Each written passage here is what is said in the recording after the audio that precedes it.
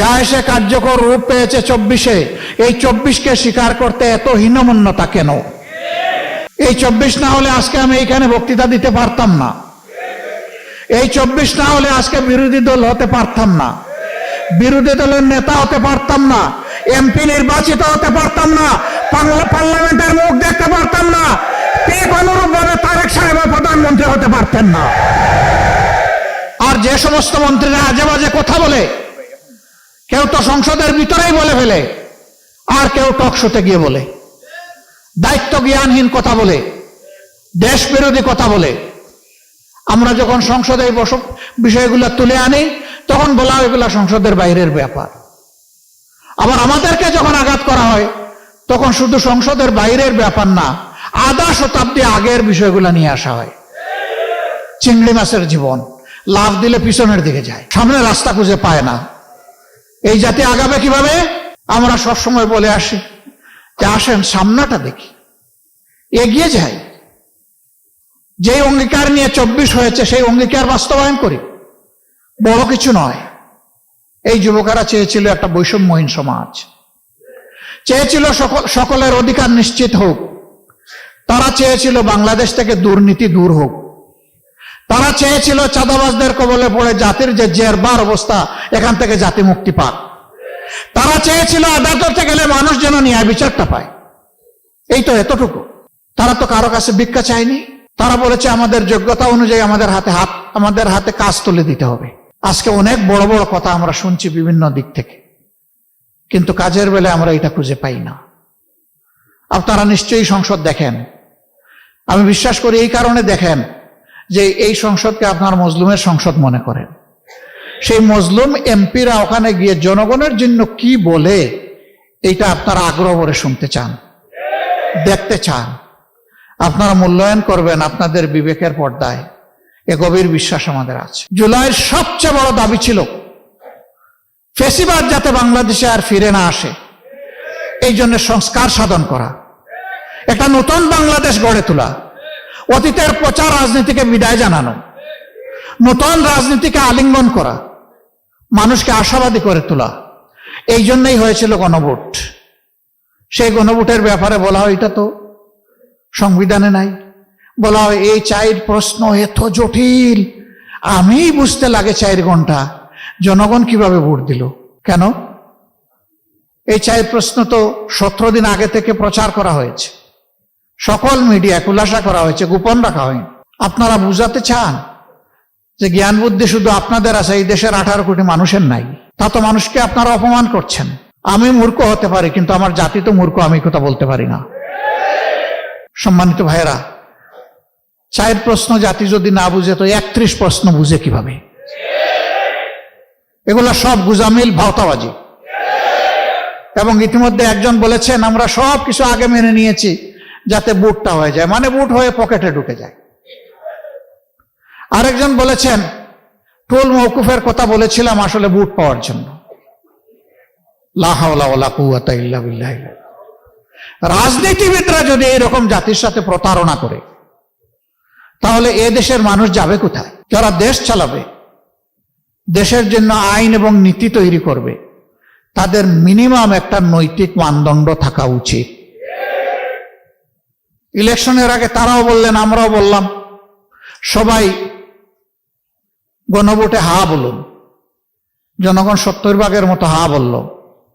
এখন তারা বলেন যে 51% মানুষ আমাদেরকে রায় দিয়ে পাঠিয়েছে, আমরা এটা মানব না, কারণ আমরা সংখ্যাগরিষ্ঠ। 51 বড় না 70 বড়? আপনাদের দাবি যদি মেনেও নেই, কিভাবে ভোট পেয়েছেন সে বিতর্ক থেকে গেল ইতিহাসে। পাইছেন কি পান নাই, হিসাব কিভাবে মিলাইছেন জনগণ জানে। 3.5 ঘন্টা ব্ল্যাক আউট করে কি করা হয়েছে জনগণ বুঝে, এবং এর জন্য রাজসাক্ষীও পাওয়া গেছে, কোনো অসুবিধা নেই।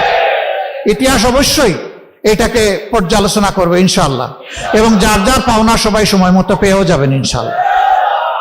এবং 70% মানুষের রায়কে অগ্রাহ্য করে এখন আমাদেরকেও বলা হচ্ছে আপনারাও আসেন, এই অগ্রাহ্যের মিছিলে আপনারাও শরীক হয়ে যান। সংসদে আমাদেরকে অনেক সংবিধান শেখানো হয়, অবৈতনিক কিছু শিক্ষক আছেন, হাবভাব যে দুনিয়া সব কিছু ওনারা বুঝেন। তা আমি একটু জিজ্ঞেস করতে চাই, সংবিধান সংশোধন কমিটি নামে কোনো কমিটি কোনো বিধিতে কোনো সংবিধানে আছে কিনা? যদি না থাকে তো এটা কেন? এটা হচ্ছে জুলাইকে ভুলিয়ে দেওয়া, এটা হচ্ছে গণভোটকে ভুলিয়ে দেওয়া। আমরা পরিষ্কার প্রতিবাদ করে ওয়াকআউট করেছি। আপনারা জনগণের রায়কে অপমান করতে চান, করেন, জনগণ সেটা বিচার করবে। আমরা জনগণের সাথে আছি, তাদের রায়ের পক্ষে আছি, লড়ে যাব, লড়াই করতেই থাকব। এবং আমরা গভীরভাবে আস্থা রাখি ইনশাআল্লাহ এই 70% ভোট বৃথা যাবে না, এই গণরায় বাস্তবায়ন হবে ইনশাআল্লাহ। সেই পর্যন্ত সমাধান যদি সংসদে না হয়, সমাধান হবে রাজপথে ইনশাআল্লাহ। এই দেশকে আমরা ভালোবাসি। এই দেশ কোনো একক দলের নয়। এই দেশ প্রত্যেকটি নাগরিকের, ধর্ম বর্ণ নির্বিশেষে। আরেকটা কথা বন্ধুগণ, প্রতিবেশী দেশ সম্পর্কে এখানে অনেকেই আক্ষেপ প্রকাশ করেছে। আমরাই একমাত্র দল যাদেরকে তারা পছন্দ করে না। তারা বলেছে বাংলাদেশের সকল দলকে ভারতের মাটিতে আমন্ত্রণ, শুধুমাত্র জামাতে ইসলামী লাল কার্ড। আমরা এই লাল কার্ডের পরোয়া করি না। আমরা ভারতের বুকে আশ্রয় নেওয়ার কোনোদিন চিন্তাও করি না। এই দেশ আমাদের দেশ, আমাদের আশ্রয়ের জায়গা 18 কোটি মানুষের অন্তর ইনশাআল্লাহ। আমরা তাদের হৃদয়ে আশ্রয় নিতে চাই এবং আমাদের হৃদয়ে বাংলাদেশকে ধারণ করতে চাই। এই জন্য বরাবর বলেছি, আমাদের কোনো পিসি খালার দেশ নাই, আমাদের দেশ বাংলাদেশ। এই স্লোগান অনেকেই দেন, কিন্তু বাস্তবে প্রমাণ দিতে পারেন না। আলহামদুলিল্লাহ, আমাদের নেতৃবৃন্দ জীবন দিয়ে ফাঁসির তক্তার উপর দাঁড়িয়ে প্রমাণ করেছেন বাংলাদেশই আমাদের ঠিকানা। আমরা সেই নেতৃবৃন্দের রেখে যাওয়া আমানতের সম্মান রক্ষা করব ইনশাআল্লাহ। ভারত আমাদের প্রতিবেশী, তাদের সাথে আমরা সৎ প্রতিবেশীর আচরণ করতে চাই এবং তারাও আমাদের সাথে সৎ প্রতিবেশীর আচরণ করছে, ওটাও দেখতে চাই। এর ভিন্ন কোনো সম্পর্ক কারো সাথেই আমাদের থাকবে না। আমাদের পররাষ্ট্রনীতি স্বাধীন। এ দেশ তার পররাষ্ট্রনীতি কারো ডিকটেশনে চলুক, এটা আমরা চাই না। এটা জনগণের অভিপ্রায়ে চলবে ইনশাআল্লাহ। সম্মানিত ভাই বোনেরা, অনেক কথা বলে ফেললাম। শহীদ পিতারা বলে গেছেন যে তাদেরকে হুমকি দেওয়া হচ্ছে। এই হুমকি আপনাদেরকে নয়, কার্যত এই হুমকি জাতিকে দেওয়া হচ্ছে, এই হুমকি আমাদেরকে দেওয়া হচ্ছে। আপনারা আমাদেরকে আলাদা ভাবছেন কেন? আমরা তো প্রথম দিনই আপনাদের ঘর বাড়িতে হাজির হয়ে বলে দিয়েছি যে এখন থেকে আপনাদের পরিবারের সদস্য আর একটা সদস্যের নাম হচ্ছে বাংলাদেশ জামাত ইসলাম। আমরা আপনাদের পরিবারের সদস্য হয়ে আছি। হয়তো পারি না সবসময় খোঁজখবর নিতে, মনে চাইলেও, কিন্তু আমাদের অন্তরে আপনারা 7 দিন 24 ঘন্টাই আছেন, থাকবেন। এই ঋণ পরিশোধ করার কোনো শক্তি আমাদের নাই, কিন্তু আমরা চেষ্টা করে যাব যাতে আপনাদেরকে সম্মানটুকু দেখাতে পারি। আল্লাহ যেন এই শক্তি আমাদেরকে দান করেন। আপনাদের নিরাপত্তা আমাদের নিরাপত্তা। আমরা ভয় পাই না, ভয় পাই শুধু আল্লাহ রাব্বুল আলামিনকে। আর কাউকে কোনো পাত্তাই দেই না, আলহামদুলিল্লাহ, পাত্তা দিব না ইনশাআল্লাহ। আহত পঙ্গু ভাইয়েরা যারা আছেন তাদের জন্য বড় দুঃখ। শহীদ হয়ে যারা চলে গেল, আমরা বিশ্বাস করি তারা তো জান্নাতের পাখি হয়ে গেল। কিন্তু যারা এই যে বেঁচে আছে কষ্ট নিয়ে, তাদের জন্য বড়ই কষ্ট লাগে। আসলে তাদের জন্য কার্যকর কিছু আমরা করতে পারি। আমরা বড় লজ্জিত। সরকার পারে। এই জন্যে এই বাজেট সেশনে 2 বারে এই দাবি উত্থাপন করেছি যে মেহরবানি করে তাদের বিষয়টা সর্বাধিক অগ্রাধিকার দিয়ে দেখতে হবে। রাষ্ট্র যদি না দেখে তাহলে এই রাষ্ট্র হবে অভিশপ্ত রাষ্ট্র, এই রাষ্ট্র হবে অকৃতজ্ঞ রাষ্ট্র, নিমক হারাম রাষ্ট্র। আমরা আশা জাগাইয়া রাখতে চাই যে এই রাষ্ট্র নিমক হারামি করবে না এদের সাথে, কিন্তু যদি করে তাহলে অতীতে যেমন নিমক হারামদের কোনো ভালো পরিণতি হয়নি, বর্তমানেও হবে না। সম্মানিত ভাই বন্ধুগণ, যারা এসেছেন তাদের কাছে আমরা কৃতজ্ঞ। কৃতজ্ঞতার ভাষা খুঁজে পাই না, হারিয়ে যায়। আবেগ আসে, কান্না আসে, চোখ দিয়ে পানি পড়ে না, রক্ত পড়ে। কারণ এই ইতিহাসটা রক্তাক্ত ইতিহাস। শহীদের রক্তে লেখা 24।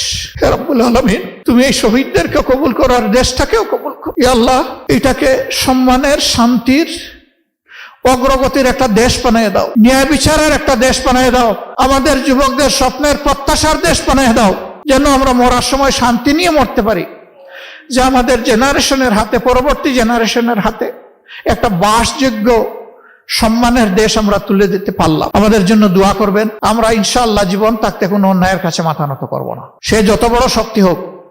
কোনো ভয়টা দেখাই আমাদের কোনো লাভ নাই ভাই, আমরা ওই সমস্ত ভয়কে পাত্তা দিই না। বাংলাদেশ ভয়কে জয় করেই 2026 সালে এসে উপনীত হয়েছে। আমরা দাবি করছি, জুলাই সনদে লেখা আছে শহীদদের এবং আহত যোদ্ধাদের নামে বাংলাদেশের বিভিন্ন সড়ক এবং স্থাপনার নামকরণ করা হোক। যত তাড়াতাড়ি এটা করা হবে আমরা ধরে নিব সরকার তত বেশি তাদের প্রতি শ্রদ্ধাশীল। আমরা সেই দাবি আজকে পাবলিক স্পেস থেকে রেখে গেলাম, সংসদে বলেছি, বলতে থাকবো। দাবিগুলা ন্যায্য দাবিগুলো অর্জন না। আলা আলিহি ওয়া সাহবিহি ওয়া আহলি বাইতি আজমাইন। জোহরের নামাজের সময় আসন্ন, এই জন্য আমি দীর্ঘ বক্তব্য রাখবো না। 24 সালের আজকের এই মহান দিনে যে 6 জন যোদ্ধা সিংহ পুরুষ শাহাদত বরণ করে বাংলাদেশ থেকে বিদায় নিয়ে মহান আল্লাহর দরবারে চলে গিয়েছিলেন, তাদের স্মরণেই আজকের এই শহীদ দিবস।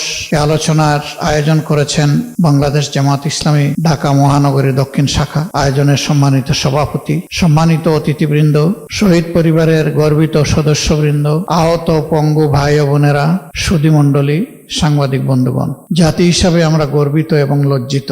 আমরা গর্বিত এই জাতি ইতিহাসের বাঁকে বাঁকে রক্ত দিয়ে, জীবন দিয়ে অন্যায়ের বিরুদ্ধে লড়াই করে কাঙ্ক্ষিত বিজয় ছিনিয়ে এনেছে। এটা 47, 52, 71, 90, 24 এগুলো আমাদের গর্বের ঠিকানা, আমাদের ইতিহাসের সোনালী চ্যাপ্টার। আমরা লজ্জিত প্রতিবারই সাধারণ জনগণ, তরুণ ছাত্র সমাজ, যুব সমাজ, শ্রমিক ভাই বোনেরা জীবন দিয়ে এই অর্জন যখন জাতির হাতে তুলে দেয়, তখন কিছু লুটেরার হাতে এটা হারিয়ে যায়।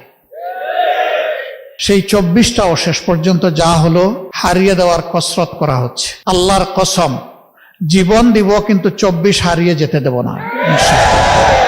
কি বাকি আছে? এই জাতি তো জীবন দিতে দিতেই এই জায়গায় এসেছে। আমাদের কি জবাব শহীদ পরিবারের সদস্যবৃন্দের কাছে? কি জবাব এখনো ভাঙ্গা পা হাত নিয়ে, বুকে মাথায় পিঠে গুলি নিয়ে যারা এখনো প্রতি রাত ঘুমাতে পারে না, কাতরায়, কষ্টে যন্ত্রণায় কোনো কাজ করতে পারে না, তারা যুবক যুবতী হয়ে গেছে এখন পঙ্গু, তাদের কাছে আমাদের কি জবাব? এখন যে পার্লামেন্ট এবং সরকার গঠিত হয়েছে, সবাই স্বীকার করে যে একটি 24-এর ফসল, কিন্তু কেউ কেউ বলতে চান 24 তেমন কিছু না, এর আগের অংশটা গুরুত্বপূর্ণ। আমরা তো বলছি না আগের অংশ অগুরুত্বপূর্ণ, কারণ সেই অংশেই তো আমরা আমাদের মাতার তাজ 11 জন নেতৃবৃন্দকে হারিয়েছি, সেই অংশেই তো আমাদের শত শত সহকর্মীকে হারিয়েছি, সেই অংশেই তো আমাদের ভাই বোনের আয়নাগরের সঙ্গে হয়েছে, সেই অংশেই তো লাখো লাখো মানুষ, আমাদের সহকর্মীরা বারবার কারাগারে চলে গিয়েছে, সেই অংশেই তো আমাদের সহকর্মীরা চাকরি হারিয়েছে, সেই অংশেই তো বাড়ি ঘরে ঘুমাতে পারেনি। আমরা তো ওই অংশ অস্বীকার করছি না, কিন্তু এইটা অস্বীকার করার কোন উপায় নেই। আমাদের এত এত ত্যাগ, আমাদের আন্দোলন এবং প্রতিরোধ তখন কিছুই কার্যকর হয় নাই।